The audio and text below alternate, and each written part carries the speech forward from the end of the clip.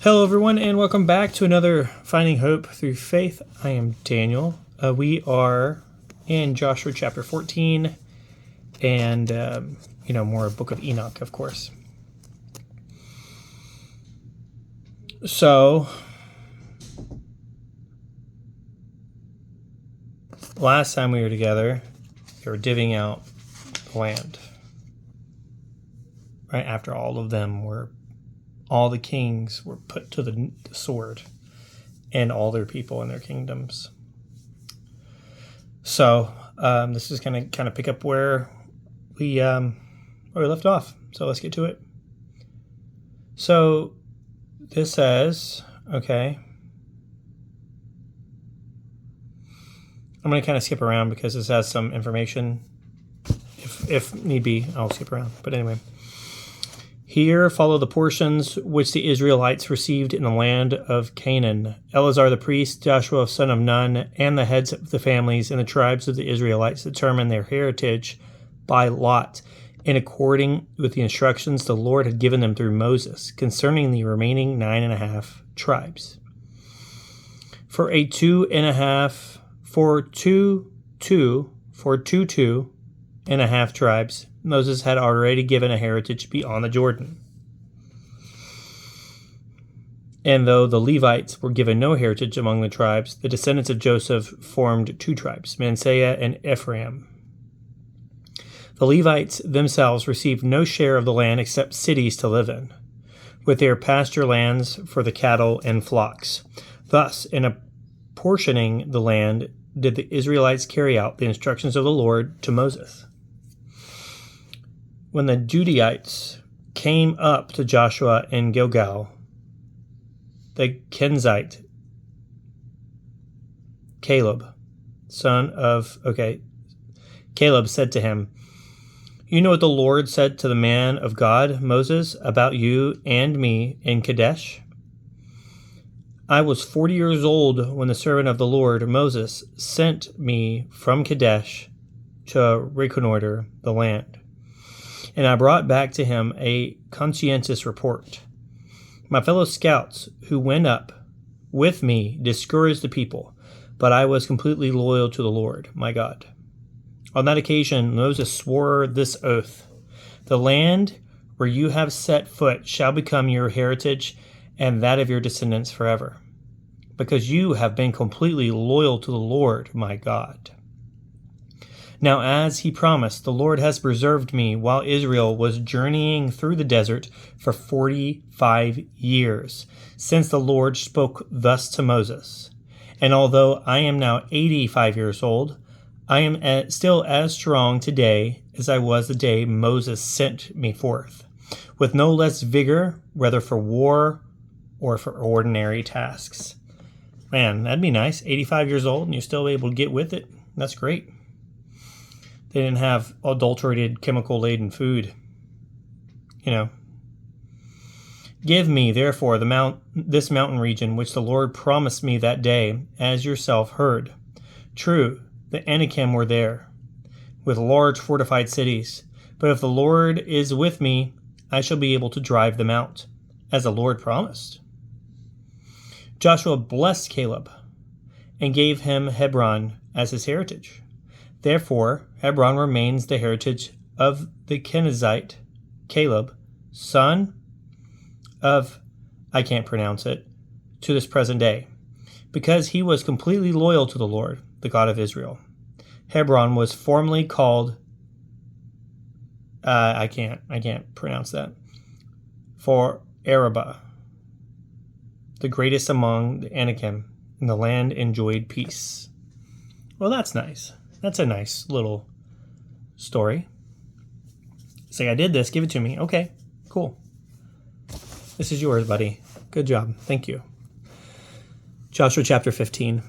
The lot for the clans of the Judaite tribe fell in extreme south toward the border of Edom, the desert of Zin in the Negeb. The boundary there ran from the bay that forms the southern end of the Salt Sea, southward below the pass of, I can't pronounce that, across through Zin, up to the point of Kadesh Barnea, across the Horizon and up to Adair. From there, okay, so just basically, it's like this big swath of land, right? And it goes all the way. Okay, here we go. I'm going to pause it. Okay, so basically it divvies up the land, and it says that this is the land given to these people. So we're going to keep going. And yeah, feel free to read. It's in Joshua chapter 15, pretty much 1 through about 13. Verse 13. Verse 1 through verse 13. As the Lord had commanded, Joshua gave Caleb a portion among the Judahites, namely Kiriath Arba. Arba was the father of Enoch, that is, Hebron. And Caleb drove out from there the three Anakim, the descendants of Enoch. From there he marched up against the inhabitants of Debir, which was formerly called, I can't pronounce that. Caleb said, I will give my daughter, Akash, in marriage to the one who attacks Kiriath and captures it. Othniel, son of Caleb's brother Kenaz, captured it. And so Caleb gave him his daughter in marriage. So, yeah, she don't get no choice. She just got to go. You got to go. He did this what I asked him to, so now, because you're a piece of property. Great. Oh, boy. Here we go. On the day of her marriage, she induced him to ask her father for some land. Then, as she alighted from the ass,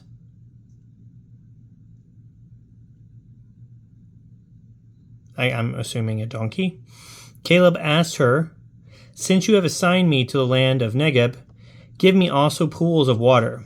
So he gave her the upper and the lower pools. This is the heritage of the clans of the tribe of the Judahites. The cities of the tribe of the Judahites in the extreme southern district towards Edom were, and then it lists a bunch of these. Okay. We're going to skip ahead. Good Lord, that's a lot. But basically it goes, it's a lot of different places. Feel free to read.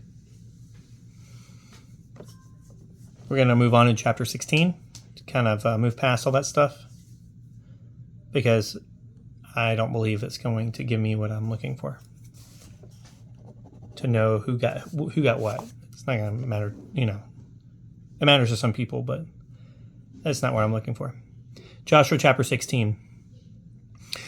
The lot that fell to the Josephites extended from the Jordan at Jericho to the waters of Jericho east of the desert. Then the boundary went up from Jericho to the heights at Bethel, leaving Bethel for Luz.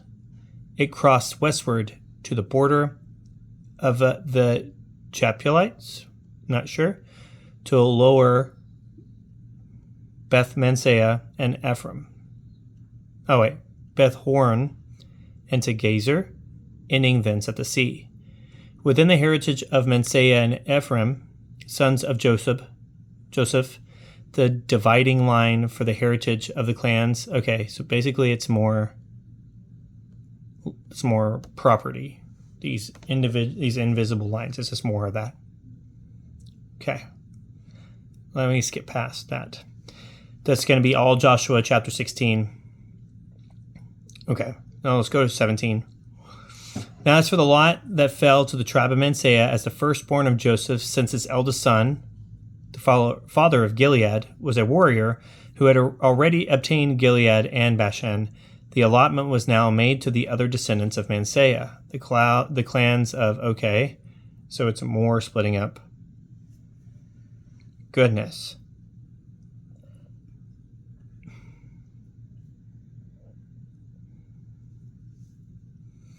Okay, I'm just going to pause it here. So I'm guessing Joshua is a lot of after a certain point, just kind of divvies up the land. Finally, it gives people their heritage that was promised to them. And this is kind of what it is. So I'm going to skip ahead and go to the book of Enoch, book 1, chapter 72. And then we're going to continue from there. Instead of spending time trying to decipher all that, we're going to move on. Okay. Book Enoch 1, chapter 72. The book of the courses of the luminaries of heaven, the relations of each, according to their classes, their dominion and their seasons, according to their names and places of origin, and according to their months, which Uriel, the holy angel, who was with me, who is their guide, showed me, and he showed me all their laws exactly as they are, and how it is with regard to all the years of the world and unto eternity, till the new creation is accomplished, which dureth till eternity. And this is the first law of the luminaries.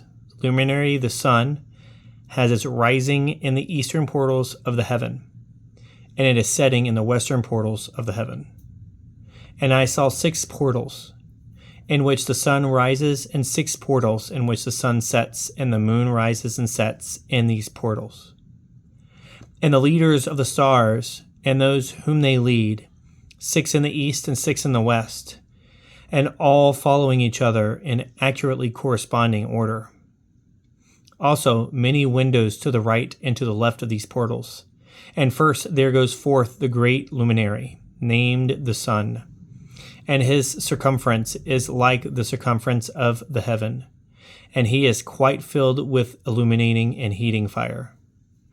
The chariot on which he ascends, the wind drives, and the sun goes down from the heaven and returns to the north in order to reach the east, and is also guided that he comes to the appropriate lit, that portal, and shines in the face of the heaven. In this way he rises in the first month in the great portal, which is the 4th of those 6 portals in the east. And in that 4th portal, from which the sun rises in the first month, are 12 window openings, from which proceed a flame when they are opened in their season. When the sun rises in heaven, he comes forth throughout that 4th portal 30 mornings in succession, and sets accurately in the 4th portal in the west of heaven. And during this period, the day becomes daily longer, and the night nightly shorter, to the 13th morning. On that day, the day is longer, and the night by a 9th part. And the day amounts exactly to 10 parts, and the night to 8 parts. And the sun rises from that 4th portal and sets in the 4th, returns to the 5th portal on the east 30 mornings, and it rises from and sets in the 5th portal. And then the day becomes longer by 2 parts, and the amounts to 11 parts. And the night becomes shorter and amounts to 7 parts. So it seems like it's always balanced. If like one part goes longer, the other part goes shorter, it can't have longer parts. There's no more to give. It has already been doled out.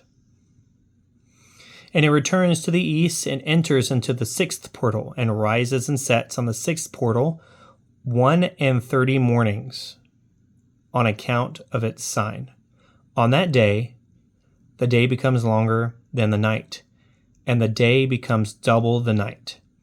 And the day becomes 12 parts, and the night is shortened and becomes 6 parts. And the sun mounts up to make the day shorter and the night longer. And the sun returns to the east and enters into the 6th portal, and rises from it and sets 30 mornings. And when 30 mornings are accomplished, the day decreases by exactly 1 part, and becomes 11 parts, and the night 7. And the sun goes forth from that 6th portal in the west, and goes to the east, and rises in the 5th portal for 30 mornings, and it sets in the west again in the 5th western portal.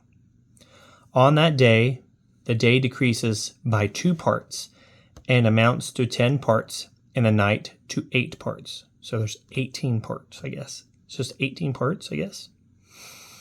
And the sun goes forth from that 5th portal and sets in the 5th portal of the west, and rises in the 4th portal from 1:30 mornings on account of its sign, and sets in the west.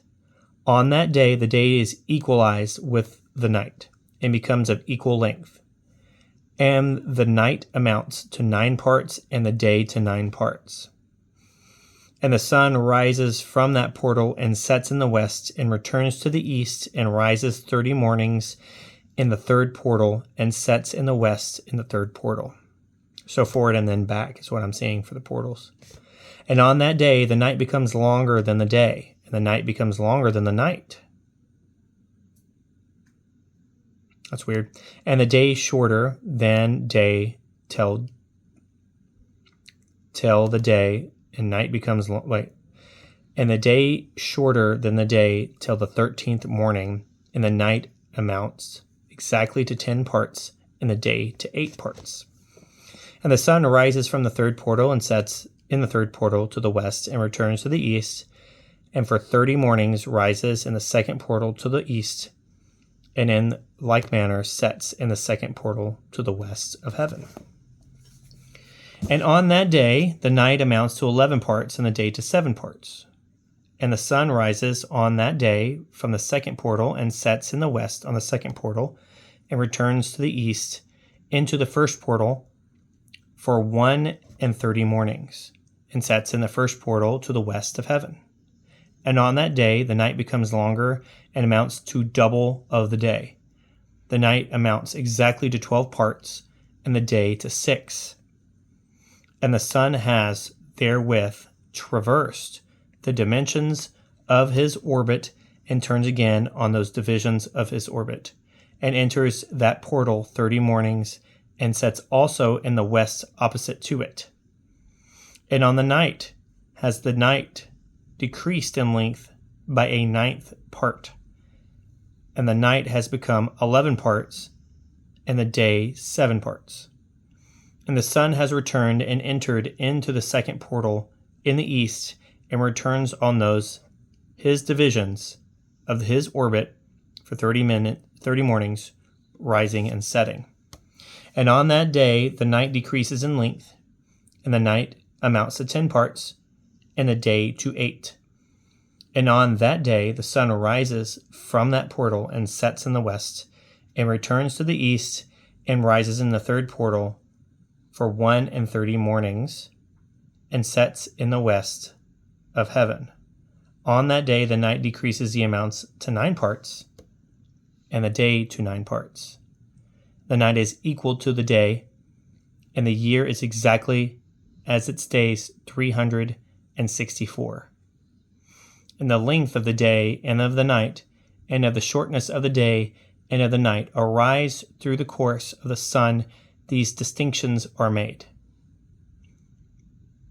So it comes that the course becomes daily longer, and its course nightly shorter. And this is a law in the course of the sun, and his return as often as he returns 60 times and rises, i.e., the great luminary, which is named the sun, forever and ever. And that which thus rises is the great luminary. And it is so named according to its appearance, according as the Lord commanded. As he rises, so he sets and decreases not, and he rests not, but runs day and night, and his light is 7-fold brighter than that of the moon. But as regards size, they are both equal. That's interesting. So based on this, the sun and the moon are the same size. That's based on the Bible. Well, I don't know how that's possible because, maybe we're not talking about the same moon, right? It's possible it could be a different moon. But the moon that we know is just a rock that falls around the earth. It's not as tidally locked, but it's not as big as the sun. But maybe in those days it was. Who knows? Anyway, thanks for coming to see me, guys. I'm sorry Joshua was kind of meh, but hopefully next time will be better. Have a good day.